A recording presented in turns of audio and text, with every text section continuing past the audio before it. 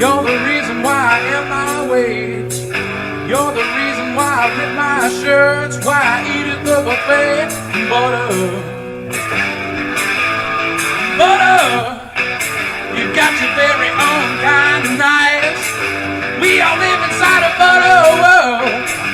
Oh, butter,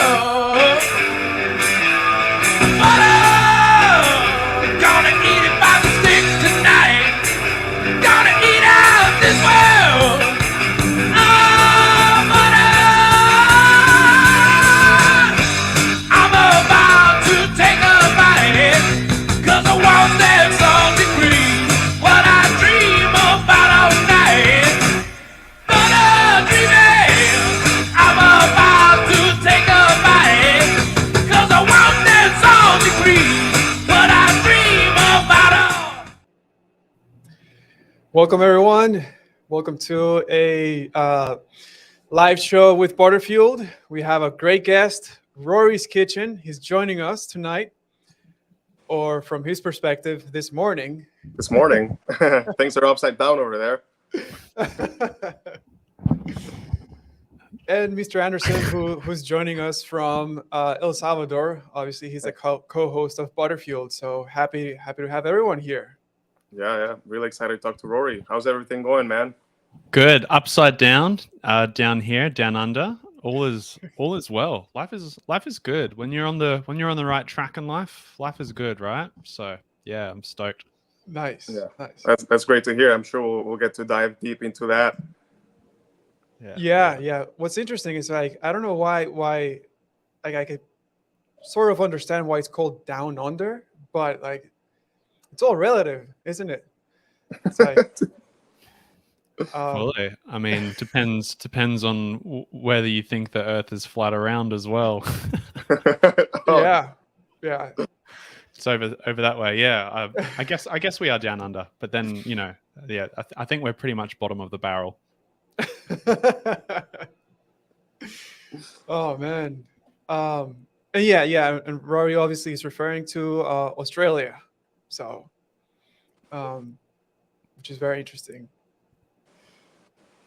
Yeah. So it's an interesting place, that's for sure. You guys been? No, have not been to Australia. Would definitely love to visit though. You got a place here. You're welcome anytime. Got a fridge full of meat and butter. Let's go. Oh man, that's all we need. That is all we need. That is pretty simple ingredients, simple foods. Yeah, well, if you're ever close to either of these locations, just let us know, man. Open invite. Let's do it. Yeah. Awesome. So, Rory, it's great getting to meet you, face to face, I guess. We followed your journey just from what you've been sharing online, and it's been incredible to see it. The way you've been documenting all of it on Instagram and TikTok as well, and on YouTube. You've really put out some great content. I think a lot of people are finding a lot of value in the stuff you're putting out. You're doing it in such a creative, just entertaining way. It's just been great to watch all around. And first off, huge props to you for your creative skills. I recognize some of the sound effects you're using from the video games. I don't know if you're using those on purpose, what is it, Final Fantasy sounds and things like that. Yeah. So no, just great work. But I think a great place to start would be you were saying you were doing the carnivore gaps diet. You tried it out for 30 days and then kind of just started from there. Why don't you tell us a bit about what led you up to trying that in the first place? How'd you hear about it, and what had you tried before, and kind of what drove you to seek that out in the first place? Awesome. Sweet. Yeah, thanks for having me here as well. I'm so stoked to share this, and I love what you guys are doing. Just really, really great stuff. So yeah, firstly, big video game nerd. Try not to as much these days at all if I can. And definitely a lot of Final Fantasy references and things. In my videos, I like to sprinkle little Easter eggs or little random things for people to be like, what's he doing next, or what else is going to be in there. And I think because video games played such a huge part of my childhood, it's inevitable. But yeah, so my journey. So I'm 33. I live in Brisbane, Australia, and I've basically had health problems since I was 4 years old. So 29 years, which is kind of crazy to think that. And a lot of people think, oh, it's normal to have like asthma, or it's normal to have some kind of health issue these days. But when did it become the new normal to be unwell? I think that's just ridiculous. But I've been experiencing health problems for a long time. Started with asthma, got adenoids taken out, had a lot of basically gut troubles from there because I was always on antibiotics or steroids, not the ones that make you big, but the ones that are supposed to make you healthy. And I just was constantly on some sort of medication or antibiotics, really until from 4 until 16, 18 when I stopped. Had acne, went through periods of depression, anxiety, all that sort of stuff. And then my real, like the big like smack in the face health thing was my dad passed away when I was 17. And then I went on this like kind of spiritual quest to figure out what the heck is going on in the world. And I discovered vegetarianism to impress this girl on MySpace. And then I discovered veganism. And I mean, MySpace is probably showing my age. But then also, yeah, I went into veganism. I was really interested because of the ethics of it. I really resonated with that because, you know, like I've got a tattoo that says non-violence, right? And so I was like, oh, this kind of fits into my ethos really well. And I got that done when I was like 19. I was like, yeah, so I went vegan, not for the health, for the animals. And also because it kind of felt like I felt like I had a bit of edge, like I was cool for being vegan, and it made me feel superior. Like, honestly, that's kind of how I was feeling back then. And then, yeah, I actually moved into a yoga retreat for 8 months, and I was studying yoga teaching, and that was my life, was just like plant-based eating, yoga, and yeah, personal growth. But then probably about 3 months into being fully vegan, I think I was vegetarian for a year at that point, and being in the yoga retreat, like we're eating the cleanest whole foods that you can have, lots of dal, rice, sabji, plant-based foods, really good stuff.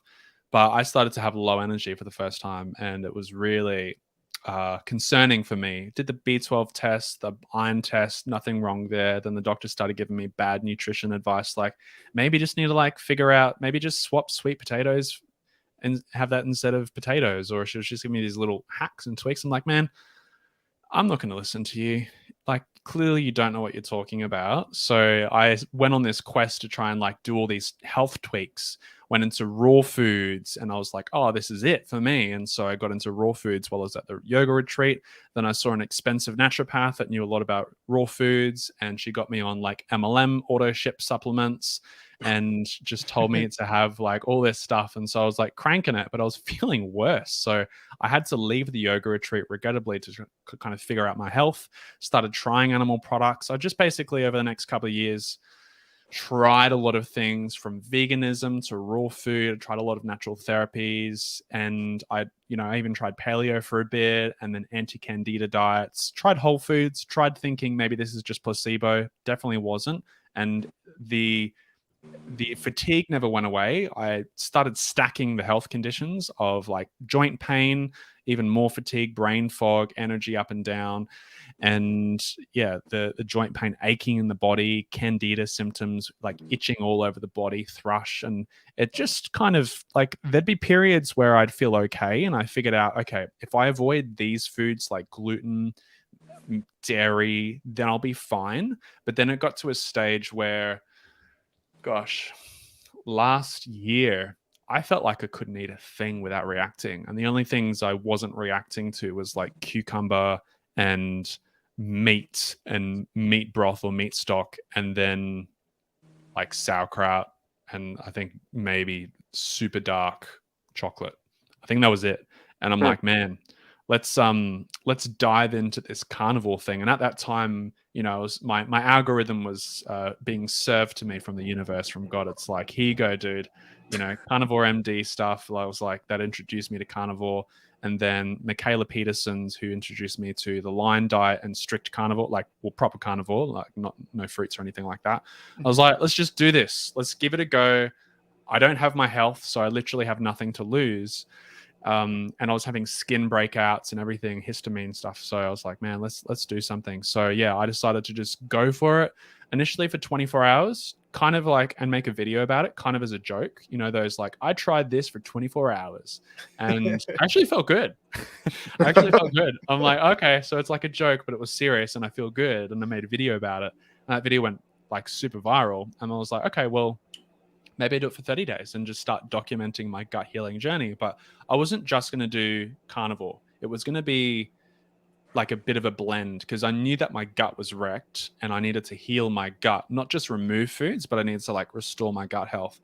And I'd read about the GAPS diet, which is all about gut healing. And I was like, okay, I'll do the carnivore version of it where you don't do any plant products, and I'll just focus on meat and meat stocks for 30 days. And then I'm going to start reintroducing foods and actually see what I'm intolerant to and if this is all placebo. And that kind of everything took off with social media. We all want our stuff to go viral. When it does, you don't really know what to do with yourself. and you know, now, well, it's been over 100 and it's almost been 5 months since I started the journey. And, you know, I'm doing this full time as a gig. You know, I'm kind of sharing my journey now and all the things around it. And my health has been the best it has been in, I have no idea how long. And that's just, to me, is a blessing. So that kind of, I think, brings us up to speed in a nutshell. If I missed anything, please feel free to ask. But yeah. Wow. Yeah. That is quite the journey, man. Yeah, basically trying to condense a whole lifetime of issues right here, which is a lot of years. So you said you were doing veganism. You jumped from vegetarianism to veganism. It sounded like you did veganism for up to 3 months, and then you were like, okay, this is probably a little too much, and you started like back to eating some animal foods. Yeah. Is that? Yeah. So the timeline of it is kind of a bit, you know, all over the place, which was me for a long time. I was vegetarian for about a year, vegan for about 3 months before I noticed health problems. And then I stopped being vegan. Like, I started including yogurt and honey to see if that would help. Like, did nothing. And then because I'm still having all these grains and all this stuff that was inflaming my body. And then I had meat for the first time in like almost 2 years. And then I went back to veganism like twice, and I did the raw food vegan, and I felt really good initially. Like, I could run so fast, and I felt really great afterwards. But my teeth health suffered big time, and I started to just I was like, this is actually going to I'm going to have no teeth. I would literally only have to be able to be vegan because I won't have any teeth to chew. So I was like, nah, this is not going to work for me. And yeah, I went back to eating animal products like fish and basically whole foods again. The only like junk food I would eat would be like hot chips or potato chips, you know, because I was like, oh, sunflower oil is fine. It's the better one. It's better than canola. But then I went back to veganism again because like it was the ethics for me. It wasn't the health so much. I was like, Yeah. I was really drawn to that until I learned about the truth behind it, right? But I was like, okay, let's just do it for a year, 1 whole year, and I'm going to do weights, and I'm going to prove to myself that I don't have to be like weak and I can be strong. And I was the strongest that I've ever been when I was on vegan doing weights, but it was because of the weights and all that stuff. Like, it wasn't because of veganism, but it was like I showed myself that I could do it. But then yeah, one day I was just my friend was having lamb, and I was like, I really, really, really want that. And I just so good. I need that, and I ate it, and it felt great, and then I never looked back. Wow. 2017, yeah.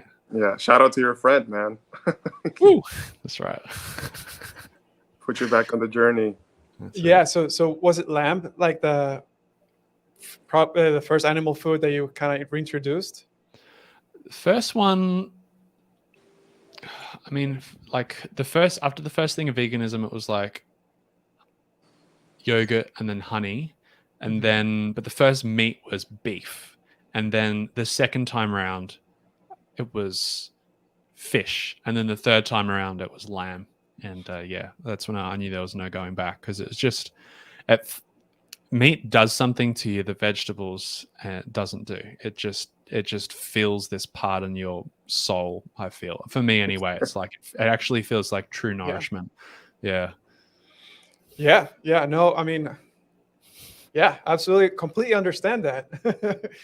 Completely understand. Well, I don't think I've deprived myself so much in terms of animal products, so I don't know what that reintroduction feels like, but I do feel every day I feel pretty good. I've been doing this for 5 years, so it, it's like it's been great. It's been great. Um, no, what's interesting is that you also did like the GAPS protocol, and that is actually very new to me. So I'm not very familiar like uh, what that looked like for you when you started doing carnivore and GAPS. Yeah. Yeah. You want me to give a run through of like the GAPS diet in a nutshell and all that sort of stuff? Yeah, please. Yeah.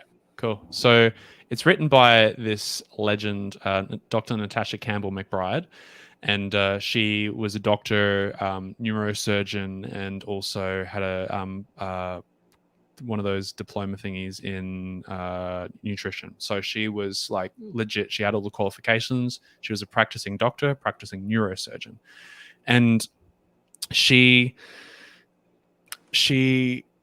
created this protocol called the GAPS diet, which is, it comes from the word gut and psychology syndrome. And that's like when you hear GAPS, you think gut and psychology syndrome. Or she wrote a second book called the gut and physiology syndrome. So it basically talks about the connection between the gut and the brain, which we know is a thing. But when she was talking about it, over almost like 2 decades ago, it wasn't as popular or trendy. And she was working in a clinic setting with her clients. And also she had a son who was autistic, or she says learning difficulties in a lot of her content now. But she noticed that when her son would eat certain foods, his symptoms wouldn't be as strong. When he ate other foods, his symptoms would get worse. So she discovered there was this connection between how her son was feeling and what he was eating. And then she dove into the specific carbohydrate diet, which was created in the 1920s to basically help cure celiac. So she kind of like found her own modified version of that. And she went really heavy into meat stocks and probiotics around the gut healing. So not just like the paleo style, but she found all these other things that were doing stuff in the body that really needed to be included or removed. So she did this, and she followed this protocol that she'd kind of been testing with her son. He became quote unquote normal. Like all of his autistic learning difficulty symptoms went away. And people get really triggered when they see, like on the front cover of the book, it says, natural treatment for autism. And a lot of people get triggered. And I don't mention anything about autism or any of these things. It's literally the front cover on the book that I've showed.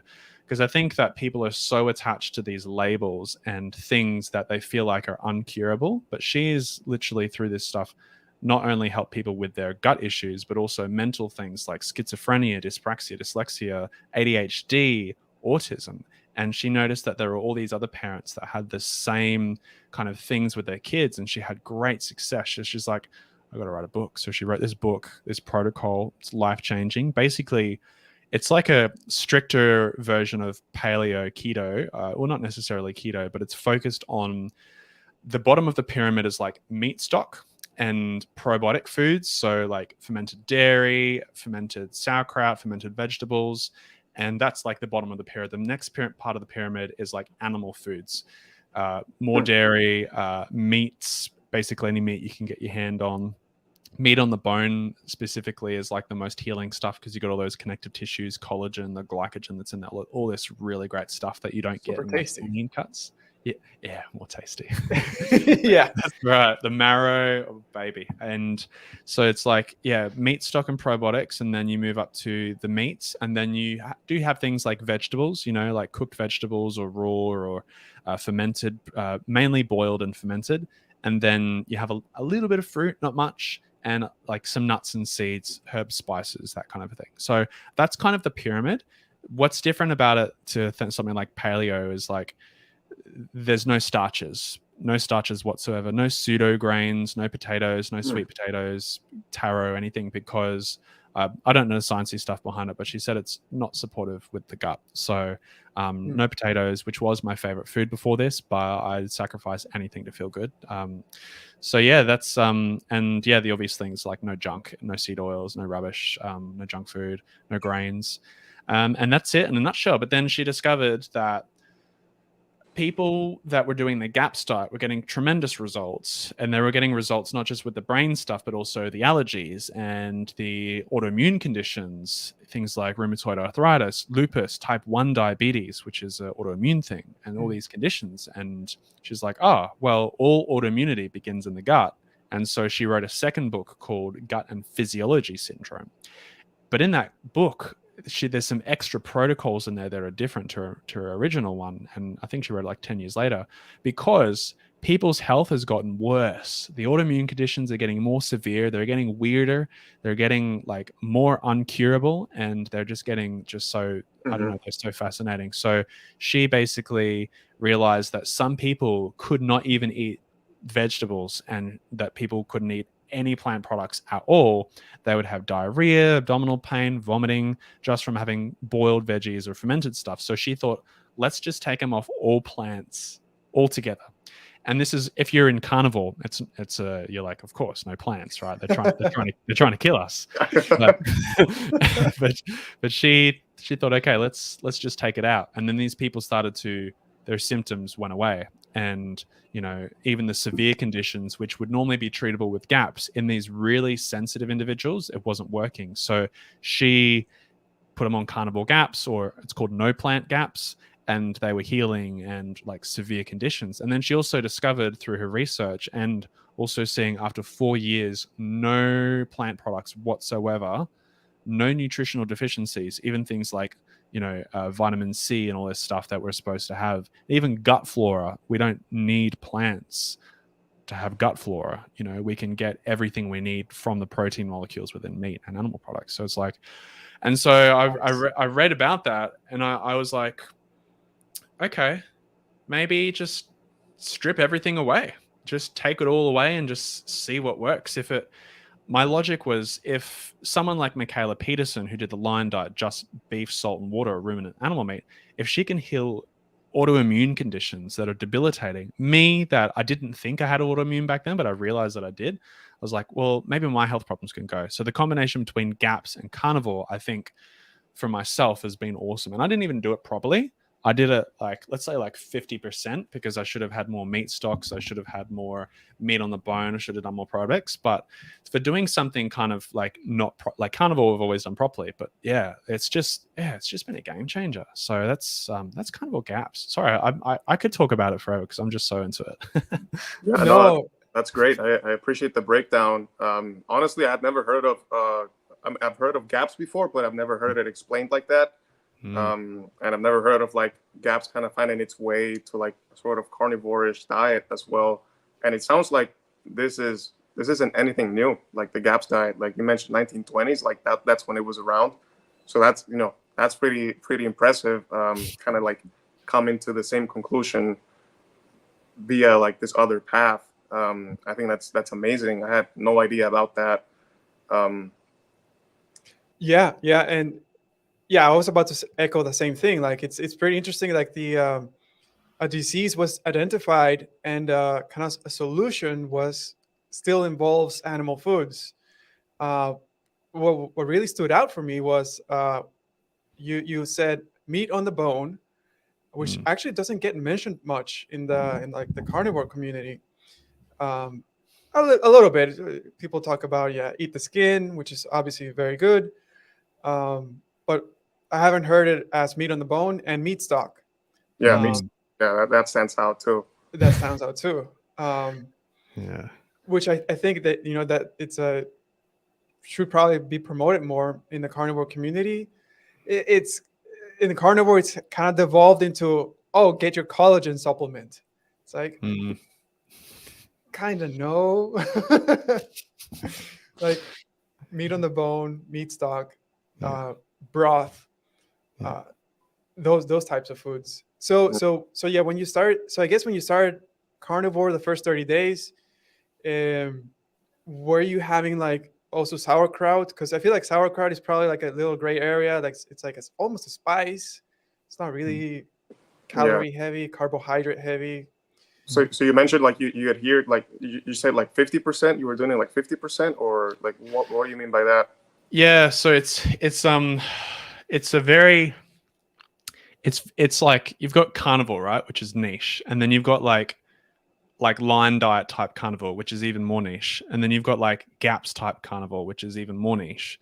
And the reason I say that I did it 50% is because in carnivore gaps, in carnivore gaps, you don't have anything fried in, like, whether it's tallow, butter, nothing. You don't have anything grilled, roasted, or barbecued for the Oh, first, until your body can tolerate, because that stuff on people who have really sensitive guts is not suitable. So you're basically having meat boiled in water for as long as you can tolerate. And I get Wow. roasted in my comments all the time because they're like, what, bro is boiling meat, like TF. And it's like, well, there's a reason for it. I'd rather eat from a taste level, like beef strips cooked in butter and tallow and that sort of thing. But the meat stock and the meat boiled in the water, the reason you do that is because it's easier to digest. And I've split tested. I've tried, like eating meat on the bone versus, the exact same meat cooked in one of these other ways. And my body every single time feels better doing it in the GAPS style way. And the reason you also boil it is you get the, like, let's say lamb shanks, right?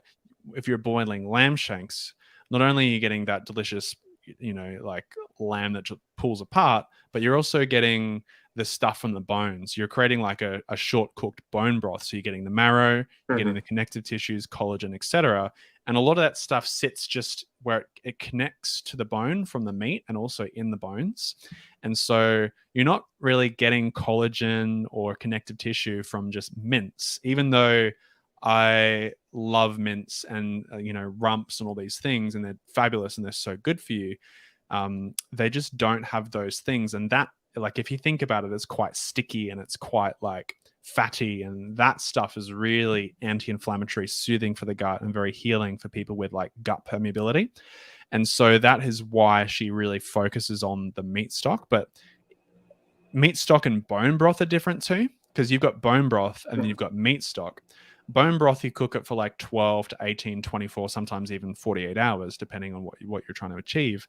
But the longer you cook bone broth for, the more histamines release. And histamines can create an autoimmune response in sensitive individuals like myself. So I'm histamine intolerant or sensitive. Like if I have too much jerky or biltong, even though it's just salt and meat, I have a reaction and I can have full-blown knee pain if I have too much of that, even eating this way and super clean. And a lot of people have histamine sensitivities and they don't even know it. And so by only boiling it for like 3 hours instead of the 12 to 48, you're still getting those benefits of the bone broth, but without the histamines.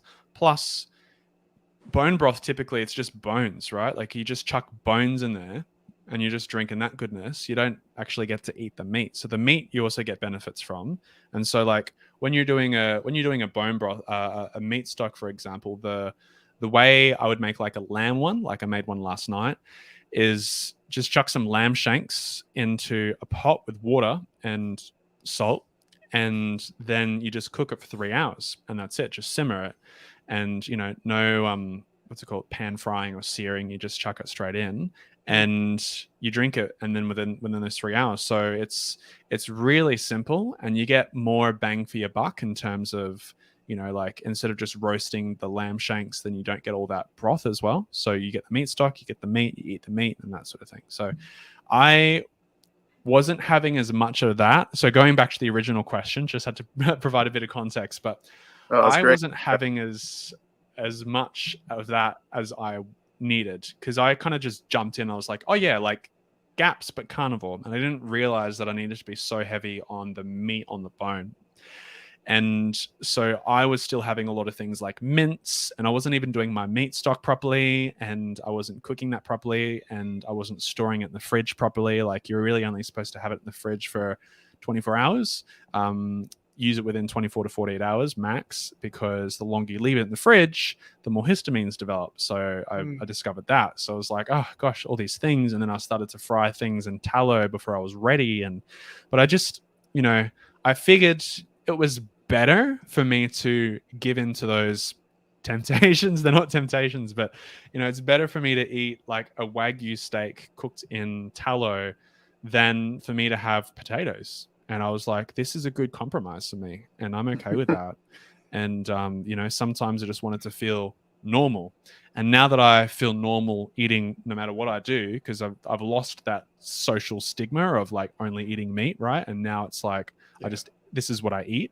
I'm okay with that. But yeah, like, that's why I say I didn't do it fully properly. Plus, I didn't do probiotics in the first 30 days, because the probiotics you get on carnivore gaps is through fermented kefir, and making your own yogurt at home, that kind of thing. And I just didn't want to touch dairy. And then when I did start having probiotics, it was like sauerkraut juice, which my body really loves and tolerates. And it's a weird zone, because it's like, it's fermented, it's cabbage, right? Which raw cabbage I wouldn't touch, but because it's fermented, you get the probiotics.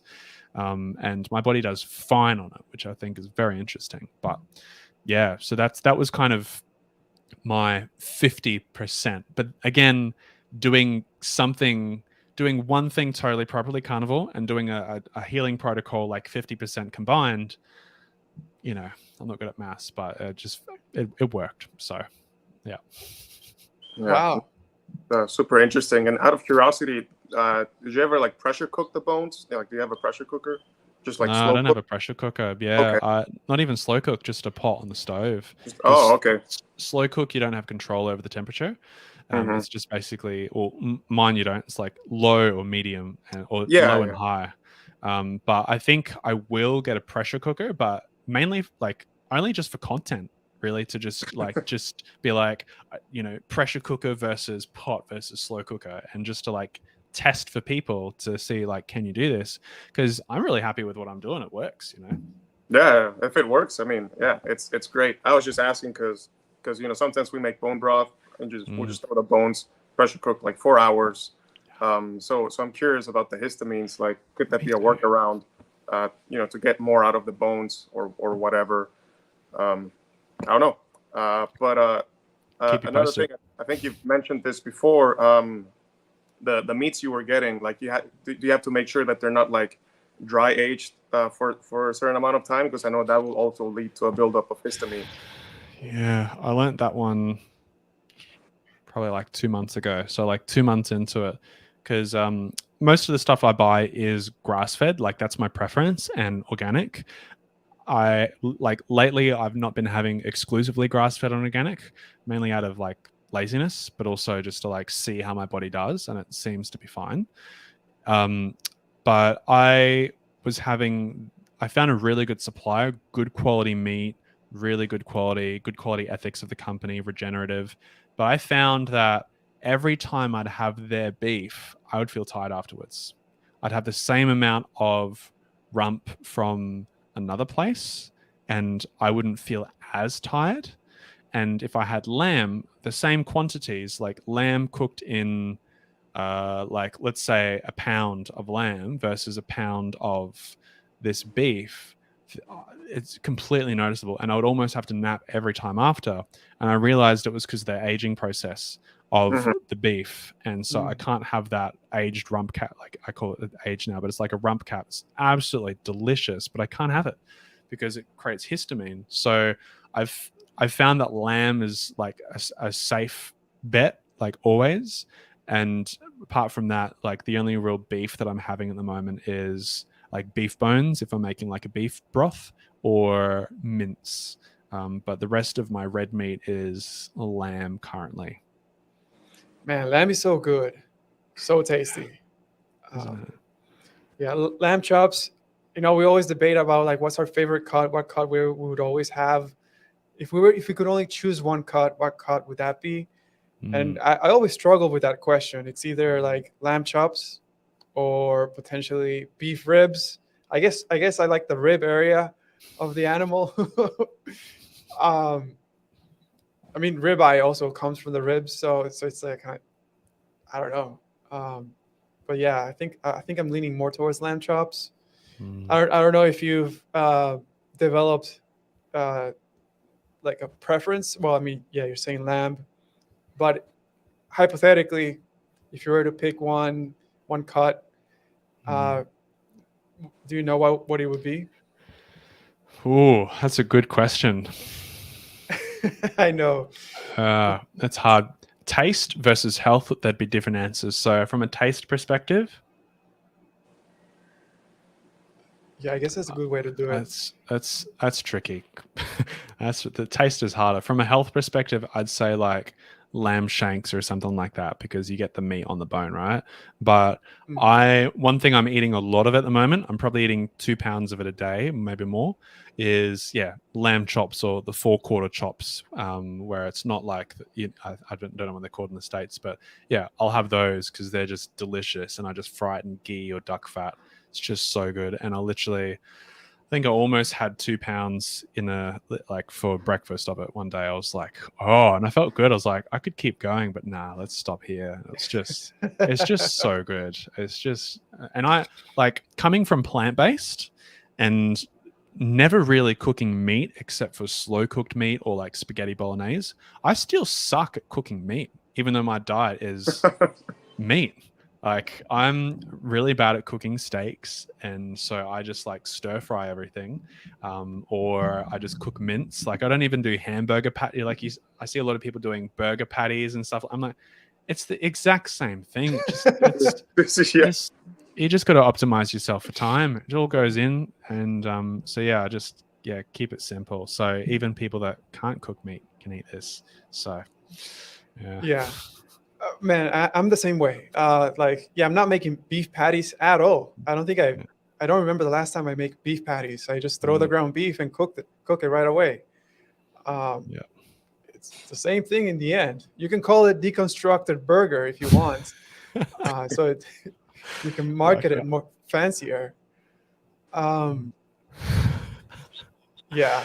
That's great. If I ever open a restaurant, I'm gonna create a deconstructed burger, and I'll credit you guys. I'll give you royalties. That's hilarious. I'll just give them a big bowl of beef mince. It's a deconstruct. We started as a beef patty and we deconstructed it for you. That's right. Exactly. Very alternative. Rory, so out of curiosity, when you have something cooked, I mean like grilled or like seared, do you feel a difference? Yeah, I definitely do. I feel better having like breakfast this morning was lamb and cooked in lamb broth or meat stock. It was like a huge leg of lamb, and feel good doing that. Don't feel anything after. I recently had a friend cooked like I've never thought about a specific meat this much in my life, but he cooked what was it?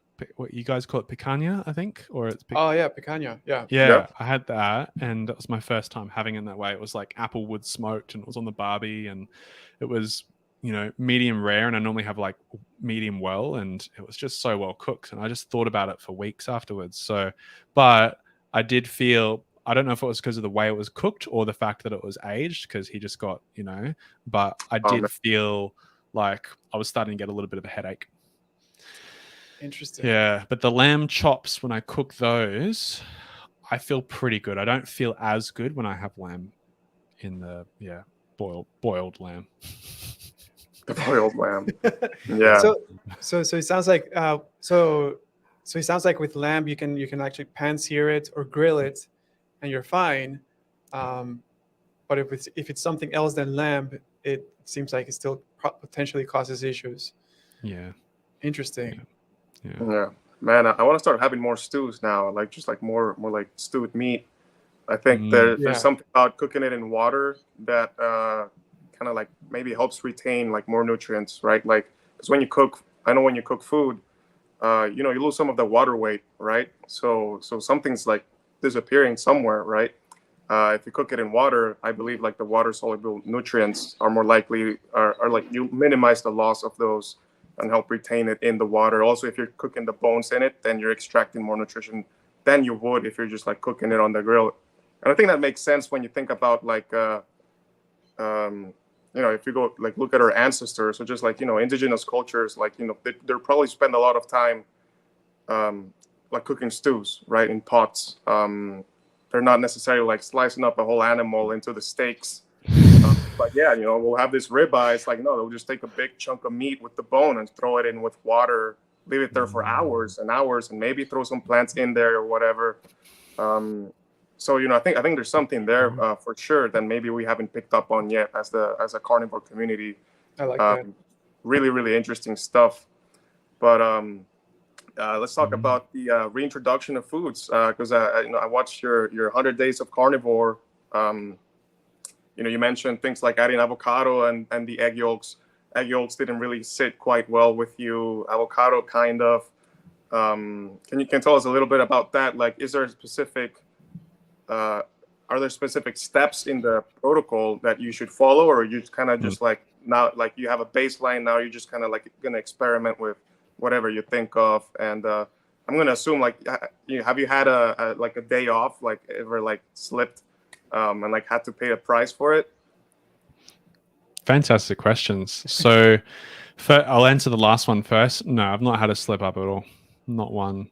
The slip ups, the only slip up, no. I think it was out of laziness of checking the ingredients of a bacon that I had one night. I was like, okay, let's try this bacon. And I failed to see the bourbon extract bit, because I don't I don't normally eat stuff that has anything in it. But I think the bourbon extract, plus it had celery extract. And I was like, okay.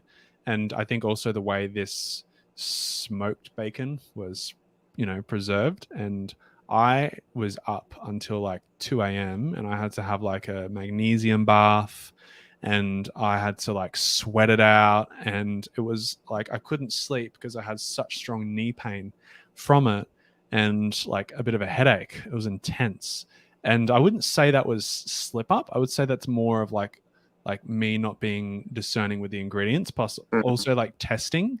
So anything that I've done has been in the interest of testing, like introducing foods. But that's kind of the only thing that I've had where I've had a really bad reaction. And maybe the only other, it's not cheating because it's still carnivore, but it's not like Gapsivore, but I had a brand send me out some products to try, and like fully aligned and all that sort of stuff, and they're amazing. But then I got really lazy and I was like, well, I got all this meat here, all this biltong, all these meat sticks, and I'm like, I'm just gonna eat that. And I didn't have to cook for like, you know, 2 days, and I just basically ate, you know, biltong meat sticks. Normally one off it was fine, but I had like 7 or 8 packs in 3 days, and yeah, I paid for it with like severe knee pain and like cramps waking up in the middle of the night. You know, like people would call it gout symptoms or like some sort of rubbish like that, but it's just like histamine response. And the next day I didn't have any, and then it went away, and then I tried eating it again the next day. It was fine. But yeah, apart from that, I just share this because I think it's interesting, because a lot of people would do this and then not know that, oh, maybe you are still reacting to meat, right? But yeah, no cheating, nothing whatsoever. Never have, never on this, never will. It's not worth it for me. 5 seconds of pleasure for, you know, potentially 5 hours of pain. There is a specific way to introduce foods with GAPS. There's a 6-stage protocol, and it's called the intro to the GAPS diet. And this is when, like the full GAPS, you can eat all those foods, but the intro phase, you start with a small amount and slowly increase to see how you go. You start off with, you know, meat stocks, the meats, boiled vegetables, fermented, probiotic yogurts, and then you slowly add things like egg yolk, ghee, then avocado, nuts, little bit of fruit like stewed apple, honey, and you slowly add as per the stages. So I am following now that part of the GAPS protocol to try things, because my intention was never to do carnivore forever, but just because I felt like I had a pathway. I'm still always going to remain animal based and predominantly animal based. I don't know how much of these new foods I'm going to keep going with, because I just keep coming back to feeling good on this, and I'm like, I like this. And I think even when my gut is healed, it's just very, it's like, you know, like these tech entrepreneurs wearing the same colored shirt every day. It's the same thing with eating. You just eat the same thing every day. It's just very efficient. So I don't have to think about recipes. And I rarely make recipes on my page, because like, oh, what am I eating to get literally the same thing every day? But yeah, there is a step list, and I've tried a lot of things now. Pumpkin, zucchini, honey. I made these really great honey gelatin marshmallows. What else? Butter. What did I try? I tried tea last night, peppermint tea. That was fine. The things that I've reacted to have been honey. My body got itchy all over, and I'm like, nah, that's not cool. Then I tried it again a couple of days later, just got itchy in my joints. I'm like, no, that's not working for me. The zucchini, I just cleared me right out. I hadn't had the runs in a very long time, and zucchini, I think all the fiber, it just did that to me. But I had pumpkin, and pumpkin didn't do that. So pumpkin is okay for me. Nice. But I still don't have much pumpkin. I don't know. I just prefer eating meat at the moment. Sauerkraut's fine. So basically the foods that I've successfully introduced is ghee, clarified butter, butter. My body seems to be okay. If I have too much, it breaks out a little bit here. But that's the thing I'm most stoked about, is the butter.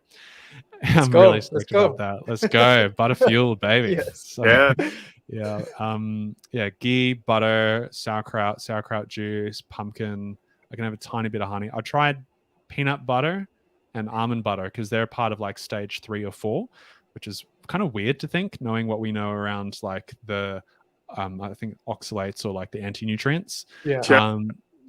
I'm like, that's kind of weird. But they didn't go down too well. And even having peanut butter, which I used to have a jar like over 2 days, easy, no problem. When I was before this, and I had it, and I didn't feel good afterwards. Like, just when you're introducing as well, you're doing tiny amounts. It's not just like, oh, I'm going to have a whole zucchini.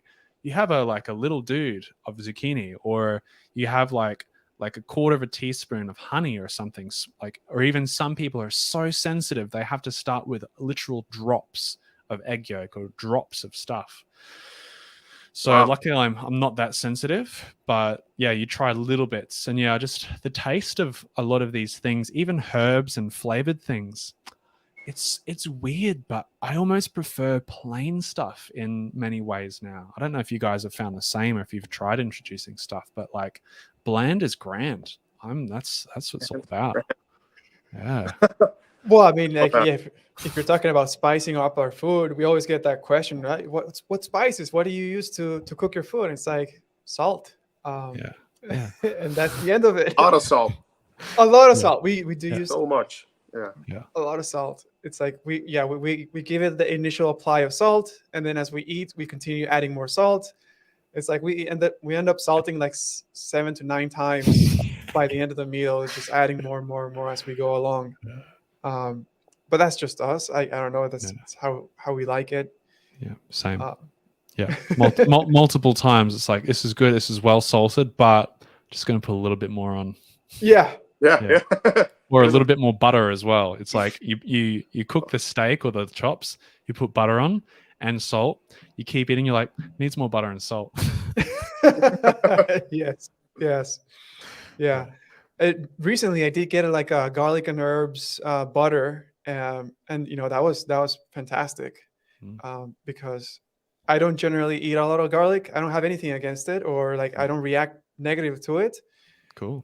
You can call me just like the lazy carnivore that kind of just sticks with the same things, just salting meat, and that's it. I'm pretty happy. But I did enjoy it a lot, so it kind of makes me think, maybe something I could probably have more often than I should, just out of taste pleasure, really. Yeah. So, you said you had like respiratory problems growing up. And now it sounds like I think I'm addressing like a recent video of yours, but like Mm. you had some sinus problems growing up, but now recently it sounds like that's cleared up as well. You're breathing Yeah. better.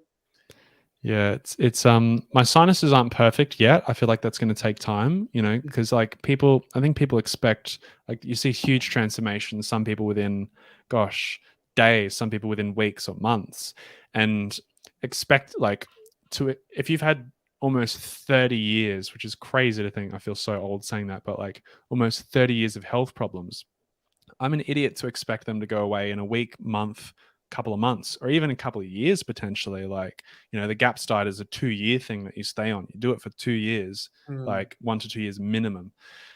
So, you know, for me to expect that to go away completely, um, it's hopeful, but it's not gone away completely. It's gone away mostly. I don't need sinus surgery now because I saw an ear, nose, throat specialist last year, and he said you're either going to need to like do some allergy tests and these sorts of things, or we're going to have to do and remove those things, or just we do surgery. I'm like, I'm 32 years old at the time. I'm like, I'm not getting bloody nose surgery.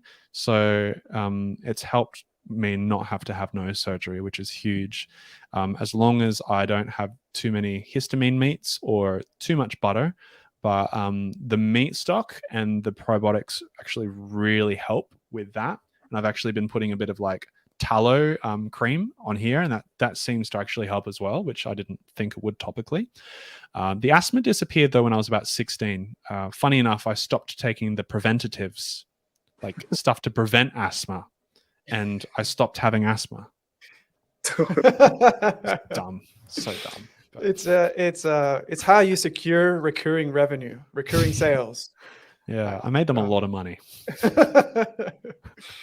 So you know that's very interesting because I also had respiratory problems. I had bronchitis. I did have like an asthma episode when I was young, and I actually did go through the surgery to remove some polyps on my nose.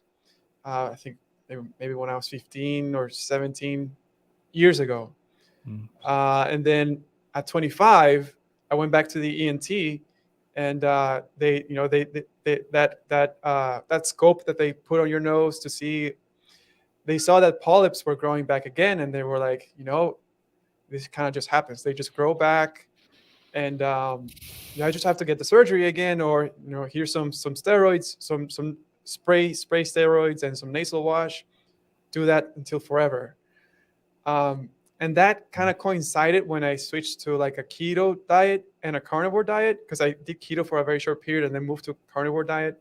And then like 9 months later, I went back. They poked my nose again, and there was nothing there. So like, and they really looked. They were like, hang on. I mean, like our notes, there was something there before, right? So they looked and looked and looked. Wow. I'm curious. I should probably go again because that was like years ago. Been doing this for 5 years now. Wow. Just to confirm, really, like, hey, is everything still good? But I can breathe pretty well, and I'm pretty glad that I don't have to be taking like doing nasal wash, stuff like that. So, you know, a little, you know, adding to your evidence, adding to your experience, you know, there's definitely something here. Yeah, and the doctor said, "Oh, the meds worked, right?" Oh yeah. His words was, "Oh yeah, I guess like the treatment worked or whatever." The treatment was forever, man. It's not like it was not a cure. It was a treatment for forever. Gosh, backwards, isn't it? It's I don't know if you guys get these same comments. I get them a lot where people are like, "There's no research that proves this works." It's like, well, maybe there should be. If all these people are getting results doing it, maybe they should research. And if there isn't research, then you should also question why. Why are they not touching this stuff? You know, why was the TED talk on the lion diet banned? Why are all these doctors not touching this? It's, you know, it's, and as you guys know, doctors and a lot of like specialists literally do not train in diet at all or nutrition, like, which is mind blowing. Even like cardiologists, they, you know, you've probably seen that same clip going around of that doctor. He's like, I'm never going to be out of work because I'm a cardiologist, cardio surgery dude, and look at the waiting room, cakes, sweets, all this junk. And he's like, and that is why I have got a recession-proof job, because all this crap. And he knows, right? But he can't, like,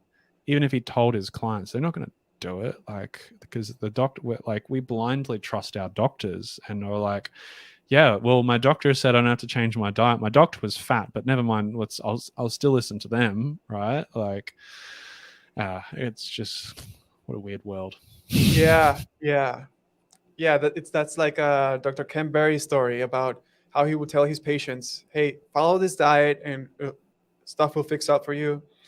But it was just like traditional, like low-fat diet, and then it was his turn to try to do that, and then he couldn't do it, right? So that's when he had moved on to keto, and then he realized, oh, the answer is in keto, and he changed his complete stance on everything. Yeah, some doctors don't, I don't know. But the system is set up to pay per visit, not pay per cure. So the incentive structure is not properly set up, you could say. Yeah. Imagine if they got paid to make people well. But anyway, that's there's not a lot of money to be made by raising cattle and just like making food, right? So yeah, a lot more money to be made prescribing statins. Yeah, well, I mean, yeah, no, you're right. I think the future is regenerative, and like, well, if we all did that though, then we wouldn't have the economy we'd have. We'd just like be like, hey, like I got a sheep, you got a cow, like let's trade, bro. It's like, yeah, cool, no problem, and you're good, and then you bypass the whole thing. We'll see. Yeah. Trading. Yeah, that's true.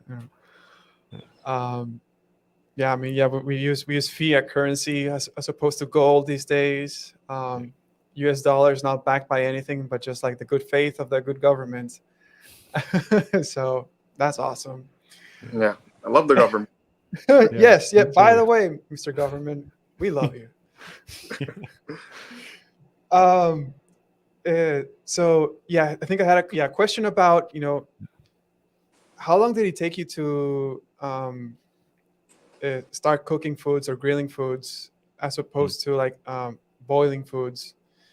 How long was that period before you made that jump? Probably a week. A week? Yeah, if that. Yeah. I think for me, like Carnivore was the focus, and then Gaps was the supporting part of it. Because the only part of Gaps that I was really doing was like the meat stocks. Like I would make meat stock, and then I would boil my mince in there.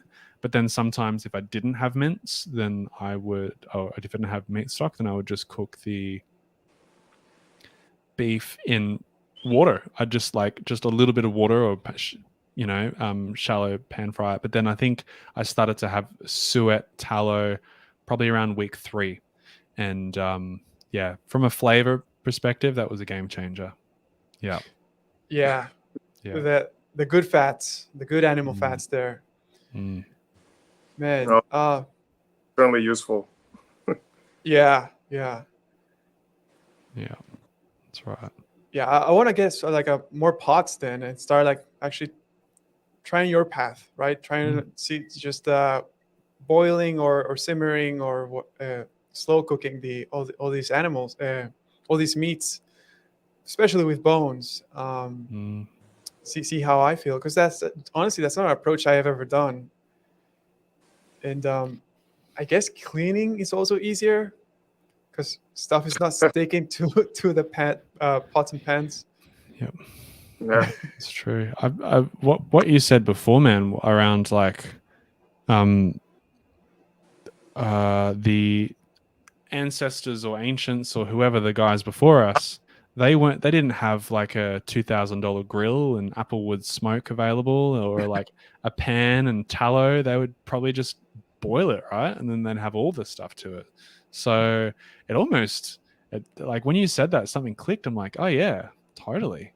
But yeah, I'd give it a crack. I got some. I think I got one recipe up on my YouTube of it. I'm gonna be doing more because the more I talk to people, they're like, "Oh, this is really interesting."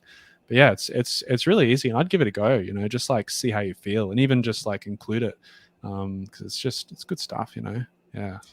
Yeah, Yeah. it's definitely good stuff, and easy on the gut. I wonder if there's something we've forgotten, right? I'm sure like the people spent a lot of time just cooking, cooking like those tougher cuts, especially the boned ones, in just like stewing for hours and hours, and then anything else would have just been cooked over the fire, and like that's it. Maybe like, any vegetables would have probably also been thrown in the stew in the pot. If anything, I don't know about that, but hearing your story and then hearing like the story of other people like Michaela and like obviously like Jordan Peterson and just like numerous other people who seem to be more sensitive towards other foods. I've never been like super sensitive to adding other foods. I just find like I feel better when I'm like a cleaner carnivore. But I can't help but wonder, like, should we look, and I want your opinion on this, should we look at people like yourself maybe as like a canary in the coal mines, like maybe we're just not supposed to be having any of these other foods in the first place, or maybe it's not necessarily the plant food itself, but maybe it's the way they're made.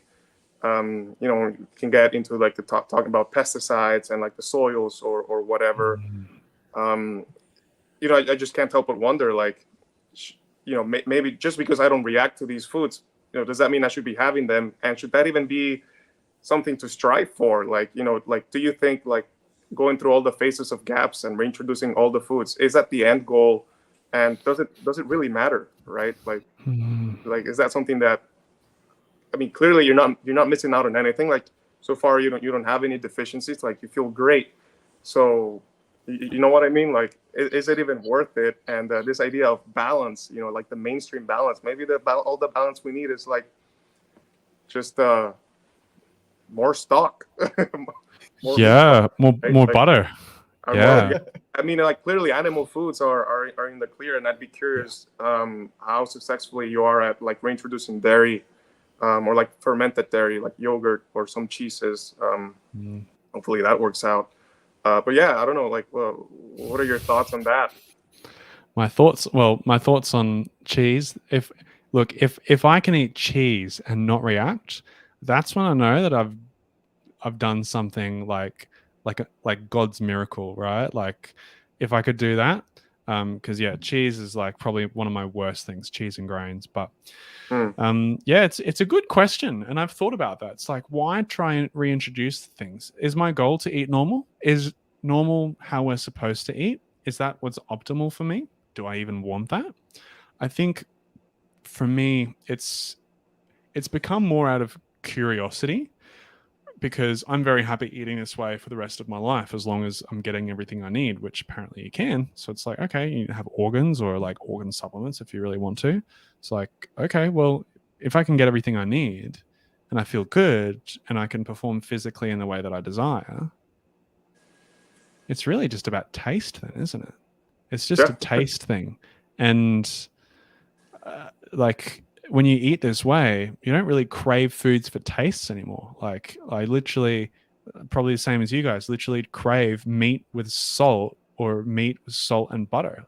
Like, after this, I'm going to have literally that, meat, salt, and butter. And I crave that. I don't think, ooh, can't wait to have like some honey, or I can't wait to have like a banana or a smoothie. Oh, I'm just craving a smoothie. Like, I don't think like that anymore. It's like, all right, like, oh yeah, what meat have I got in the fridge? That's literally the first thing I think of. And so it's a very good question, and I'll keep you posted on the answer of that. But I think that I'm gonna go, like, because my audience is they're not everyone is as dedicated or disciplined as us, right? Like, you guys have that disciplinary thing. And I think a lot of people that are in carnivore are very disciplined. And I think there's a resonance with all of us in this respect of like, you like you're able to be disciplined and eat certain foods and not give in to these things. And I have just huge amounts of respect for people that are able to stick to that. And yeah, just like a lot of resonance in the carnivore community. Not a lot of us, like there's not many of us that are actively seeking to introduce foods. I think I'm probably, I don't know, I'm very strongly into that, but it's like, yeah, like maybe we just don't need to. Maybe this is the way. But then, yeah, a lot of my audience is normal people that do want to eat normal foods again. And I'm like, okay, well, maybe part of my purpose in this is to show that, okay, well, you just fix your gut with all these things. And then if you really want to, you can do this other stuff, but you don't have to as well. So yeah, I think that's kind of part of my purpose in this.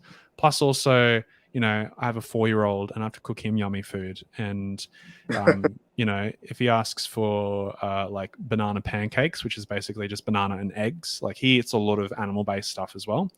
If he wants it, he's like, Dad, can I have pancakes? I'm like, sure. And then I make it. It's like, I don't feel like pancakes. Okay. Who's gonna eat it? It's like, so it's got to be me. So it'll be I think it also helped me save money. Yeah. Yeah. No, Yeah. you're right. Like, yeah, a lot of people just want to have a normal life, and they see a carnivore as a stepping stool, whatever, and they do want to start eating back normal food. So I think I like your approach. I like that you're kind of like on a process, on a journey to see what else can you eat, just in case you want to have something more. You know what you can eat. It's like a process of self-discovery, to see the range of foods that you can have, and potentially maybe that's probably a good way to package kind of like the carnivore diet. Hey, start here and then start introducing all these other foods. That's the plan, and then people kind of know what they can have always, and then they know what they can have sometimes, and in what quantities. And what the price to pay may be, should they have, I don't know, anything, right? Should they have any X item?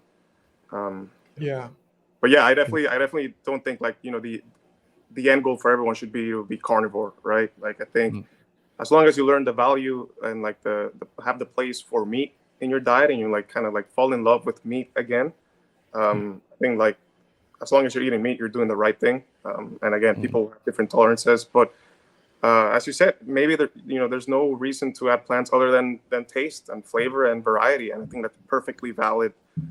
Food should be enjoyed, and if people find that enjoyable, then definitely helping them map that out, so they can balance their health and gut health, and flavor, and make it sustainable for themselves. That's a big takeaway. And and maybe along the way we'll learn that maybe not all plant foods, like maybe we're just not meant to be having all of these plant foods. Maybe all the greens are not like necessarily good for us, or like maybe there's, I don't know, maybe there's something to discover there. Or like plants, some people say plants are strong medicine. Maybe there's something there, right? Like maybe some plants are good for some occasions, things like that. I think there's a lot of knowledge to be relearned as far as nutrition goes, and the places of all these foods. But I'm definitely excited to see where your journey takes you, and and how you'll keep on showcasing that on social media, man. Like I love your videos. Like I love just how creative you are. But so we're past the hour mark. I'm sure Rory is a busy man and he's got lots of cool stuff to do. Editing videos. I'm editing as we speak, all the foods that I've recently introduced. But yeah, like my bigger picture with all of this is I've always been a big fan of YouTube. We've got a guest, so it might go really loud with dogs and stuff like that. I can see them coming down the driveway. But it's basically just build a big attention machine and then direct people's attention into regenerative agriculture and and into philanthropy, rebuilding the soil. Like that's my ultimate goal.